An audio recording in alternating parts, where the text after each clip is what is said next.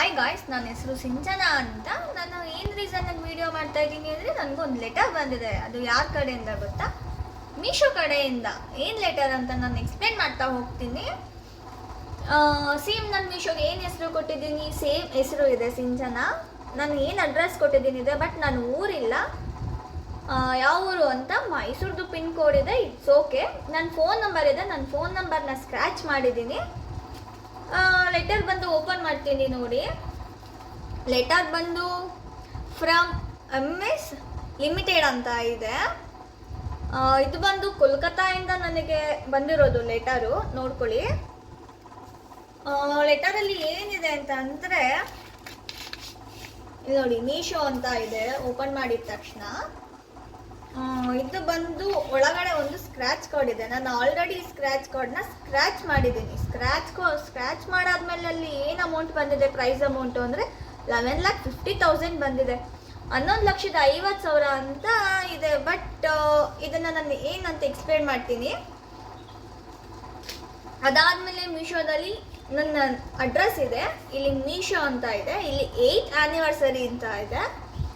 ಇಲ್ಲಿ ಬಂದು terms and conditions ಅಂತ ಇದೆ. ಟರ್ಮ್ಸ್ ಆ್ಯಂಡ್ ಕಂಡೀಷನ್ಸ್ ಅಂತ ಓದ್ಕೊಂಡು ಹೋದರೆ ಅವರು ಇಲ್ಲಿ ಮೆನ್ಷನ್ ಮಾಡಿರೋದು ಇದನ್ನು ಗೌರ್ಮೆಂಟ್ ಕಡೆಯಿಂದ ಅಪ್ರೂವ್ ಆಗಿದೆ ಅಂತ.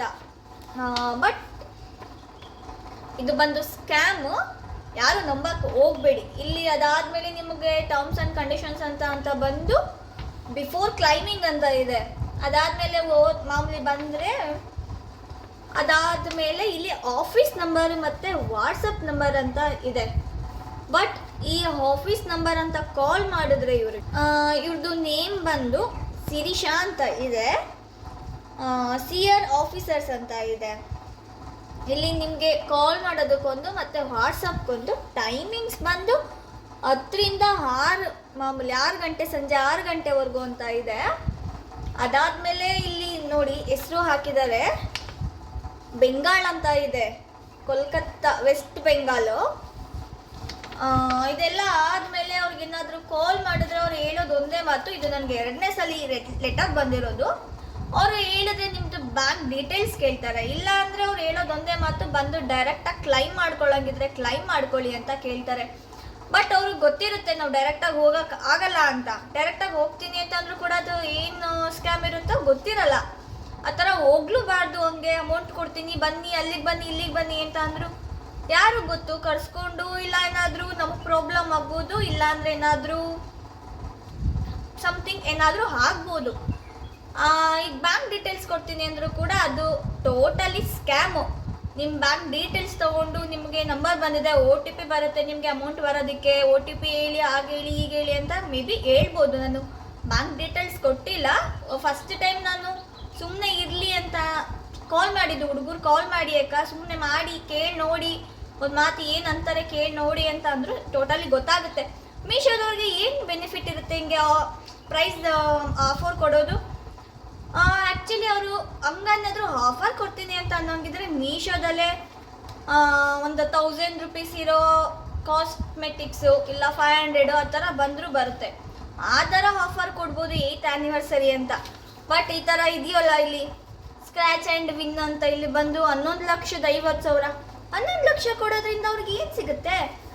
ಅದ್ರ ಜೊತೆಗೆ ಇಲ್ಲಿ ಏನಂತ ಮೆನ್ಷನ್ ಆಗುತ್ತೆ ಟರ್ಮ್ಸ್ ಆ್ಯಂಡ್ ಕಂಡೀಷನಲ್ಲಿ ಅಂತ ಅಂದರೆ, ಕರ್ನಾಟಕದಲ್ಲಿ ಒಂದಿಷ್ಟು ಮೆಂಬರ್ಸ್ ಅಂತ ಸೆಲೆಕ್ಟ್ ಮಾಡಿದ್ದೀವಿ. ಅದರಲ್ಲಿ ಬರೀ 3 ಜನ. ಅದರಲ್ಲಿ ಇಷ್ಟು ಜನದಲ್ಲಿ ಯಾರಿಗೆ ಸ್ಕ್ರ್ಯಾಚ್ ಕಾರ್ಡ್ ಹೋಗಿರುತ್ತೆ ಅದರಲ್ಲಿ ಏನು ಪ್ರೈಸ್ ಅಮೌಂಟ್ ಇರುತ್ತೆ ಅದ್ರ ಮೇಲೆ ಡಿಪೆಂಡು. ಅದ್ರಲ್ಲಿ ಬರೀ 3 ಜನಕ್ಕಷ್ಟೇ ಆ ಥರ ಸಿಗೋಕ್ಕಾಗೋದು ಪ್ರೈಸ್ ಅಂತ ಅಲ್ಲಿ ಮೆನ್ಷನ್ ಮಾಡಿದ್ದಾರೆ. ಬಟ್ ಮೀಶೋನ ತುಂಬ ಜನ ಯೂಸ್ ಮಾಡ್ತಾರೆ, ಚಿಕ್ಕವರು ದೊಡ್ಡವರು ಅಂತ ಇಲ್ಲ, ಪ್ರತಿಯೊಬ್ಬರು ಯೂಸ್ ಮಾಡ್ತಾರೆ. ಅದರಿಂದ ಎಲ್ಲರಿಗೂ ಕೂಡ ಹೋಗಿರುತ್ತೆ. ಯಾಕಂದರೆ 1-2 ಪರ್ಚೇಸ್ ಮಾಡಿದ್ದಾರೆ ಅಂತಲ್ಲ, 1-2 ಐಟಮ್ ಪರ್ಚೇಸ್ ಮಾಡಿರೋರ್ಗೂ ಕೂಡ ಹೋಗುತ್ತೆ. ಈ ಹಳ್ಳಿ ಕಡೆಯಿಂದ ಏನು ಅನ್ಕೋತಾರೆ, ಈ ಸ್ವಲ್ಪ ಸಿಟಿ ಕಡೆಯಲ್ಲಾದರೆ ಸ್ವಲ್ಪ ತಿಳಿದಿರ್ತಾರೆ. ಹಳ್ಳಿ ಕಡೆಯಿಂದ ಪಾಪ ಅವ್ರಂಗಲ್ಲ, ಮೀಶೋ ಹೆಸರು ಹೇಳ್ಕೊಂಡು ಇದು ಮಾಡಿದ್ದಾರೆ ಅಂದರೆ ಮೀಶೋ ಬಂದು ತುಂಬ ನಂಬಿಕಸ್ಥ ಆ್ಯಪು. ಮೇ ಬಿ ಮೀಶೋಯಿಂದನೇ ಇರ್ಬೋದು ಅಂತ ಅಂದ್ಕೊಂಡು ಬ್ಯಾಂಕ್ ಡೀಟೇಲ್ಸ್ ಕೊಡೋದಾಗಲಿ ಆ ಥರ ಎಲ್ಲ ಕೊಟ್ಬಿಡ್ತಾರೆ ಸಾಮಾನ್ಯವಾಗಿ ಪಾಪ ಅವರೇನು ತಿಳಿದಿರೋ ಜನಗಳು. ಬಟ್ ಕೇಳಿದ ತಕ್ಷಣ ಡೈರೆಕ್ಟಾಗಿ ಮೀಶೋ ಅಂತಲ್ಲ, ಎಲ್ಲಿಂದನೂ ಕೂಡ ನಿಮ್ಮ ಬ್ಯಾಂಕ್ ಡೀಟೇಲ್ಸ್ ಕೊಡಿ, ನಿಮ್ಮ ನಂಬರ್ಗೆ OTP ಬರುತ್ತೆ, ಒಂದು OTP ಹೇಳಿ ಅಂತ ಅನ್ನೆಸೆಸರಿ ಕಾಲ್ಸ್ ಬಂದರೆ ಅದನ್ನ ನೀವು ರೆಸ್ಪಾನ್ಸ್ ಮಾಡಬೇಡಿ. ಅವ್ರಿಗೆ ಯಾವುದೇ ಥರ ನೀವು OTP ಕೊಡೋದಾಗಲಿ ಇಲ್ಲ ನಿಮ್ಮ ಡೀಟೇಲ್ಸ್ ಕೊಡೋದಾಗಲಿ ಆ ಥರ ಮಾಡೋದ್ರಿಂದ ನಮಗೆ ಗೊತ್ತಾಗುತ್ತೆ. ಇಲ್ಲಿ ಏನಂತಂದಿರೋದು ಆ ಥರ ಇದೆ ಅಂತ ಅಂತಾರೆ. ನಿಮಗೆ ನಾನು ಆಫೀಸರ್ ನಂಬರ್ಗೆ ಕಾಲ್ ಮಾಡಿ ತೋರಿಸ್ತೀನಿ ಏನಂತ ಹೇಳ್ತಾರೆ ಅಂತ. ಅದನ್ನು ಕೂಡ ನಿಮಗೆ ವಿಡಿಯೋ ಕ್ಲಿಪ್ ಹಾಕ್ತೀನಿ, ಅವ್ರು ಕಾಲ್ ಮಾಡಿದಾಗ ಹೇಗಿರುತ್ತೆ ಅಂತ. ಅವ್ರ ಜೊತೆ ಮಾತಾಡಿ ಕೂಡ ನಾನು ಹೇಳ್ತೀನಿ. ಇದು ಸಾಮಾನ್ಯವಾಗಿ ನನಗೆ 2ನೇ ಸಲ ಬಂದಿರೋದ್ರಿಂದ ನಾನು ಫಸ್ಟ್ ಟೈಮ್ ಬಂದಾಗ ಸ್ವಲ್ಪ ಡೌಟ್ ಇತ್ತು ಮೀಶೋಯಿಂದ ಅಂತ. ನಾನು ಮೀಶೋದಲ್ಲೆಲ್ಲ ಸರ್ಚ್ ಮಾಡಿ ನೋಡಿದೆ. ಅದಾಗ 4-5 ಡೇಸ್ಗೆ ನಮ್ಮ ಅಮ್ಮನ ಮನೆ ಹತ್ರ ಒಬ್ರು ಅಕ್ಕ ಇದ್ದಾರೆ, ಅವ್ರಿಗೂ ಕೂಡ ಸೇಮ್ ಲೆಟರ್ ಬಂದಿತ್ತಂತೆ. ಅವಾಗ ಗೊತ್ತಾಗಿದ್ದು ಇದು ಟೋಟಲಿ ಸ್ಕ್ಯಾಮ್ ಅಂತ.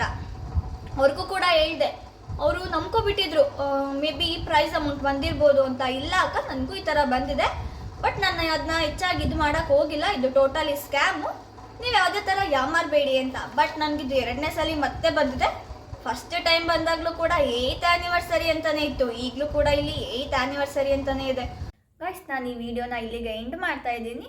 ನೆಕ್ಸ್ಟ್ ಆಫೀಸರ್ಗೆ ನಾನು ಡೀಟೇಲ್ಸ್ ಕಳಿಸ್ಕೊಟ್ಟಿದ್ದೀನಿ ಅಲ್ವಾ. ನೆಕ್ಸ್ಟ್ ಅವ್ರು ನನಗೆ ಕಾಲ್ ಮಾಡಿದಾಗ ಅವ್ರು ನನ್ನ ಜೊತೆ ಏನು ಮಾತಾಡ್ತಾರೆ, ಎಲ್ಲಿಗಿಲ್ಲ, ಏನೇನು ಪ್ರೊಸೀಜರ್ ಹೇಳ್ತಾರೆ ಅನ್ನೋದನ್ನ ನಾನು ನೆಕ್ಸ್ಟ್ ವೀಡಿಯೋದಲ್ಲಿ ನಿಮಗೆ ಹೇಳ್ತೀನಿ. ಈ ವಿಡಿಯೋ ನಿಮಗೆ ಇಷ್ಟ ಆಗಿದ್ದಲ್ಲಿ ಲೈಕ್ ಮಾಡಿ, ಶೇರ್ ಮಾಡಿ, ಸಪೋರ್ಟ್ ಮಾಡಿ, ಹಾಗೆ ಸಬ್ಸ್ಕ್ರೈಬ್ ಮಾಡಿ.